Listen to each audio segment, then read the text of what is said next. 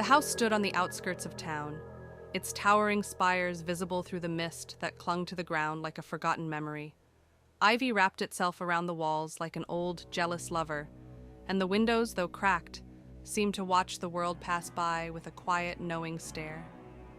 It was here, in this very house, that we fell in love. It started innocently enough. I had met Emily at a gathering in the city, and we instantly connected. After a few months of dating, she invited me to visit the old house where she grew up.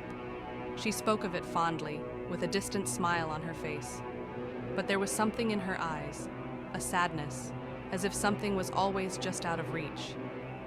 When we arrived, the air felt thick, like something was pressing against us. The creak of the front gate as we pushed it open seemed too loud, echoing through the silent yard. The house loomed before us, its paint chipped, the porch sagging with age. Yet inside, everything was as Emily described, warm, inviting, filled with the scent of fresh flowers. We spent hours in the parlor, lost in conversation and laughter. But as night fell, the house began to change. The walls groaned as if they were alive, breathing in the darkness.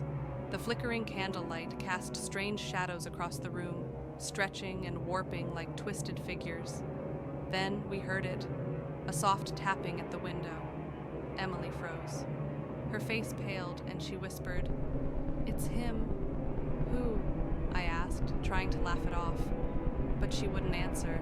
She simply stood, eyes wide, staring at the window as the tapping grew louder, faster. I moved to the window, peering outside into the blackness. Nothing, just the empty yard, bathed in moonlight. I turned back to her. "There's nothing out there." Emily's lips trembled. "I told you," she whispered. "He's always here, watching." The tapping stopped, and a heavy silence settled in. But as we sat in that silence, I felt it. A presence, cold and malevolent, watching us from the shadows. Suddenly, the door to the attic creaked open. Emily's face drained of color. "No one has been up there in years," she said, voice barely a whisper. "But he's up there. He's been waiting." Curiosity, or perhaps foolishness, led me to the stairs.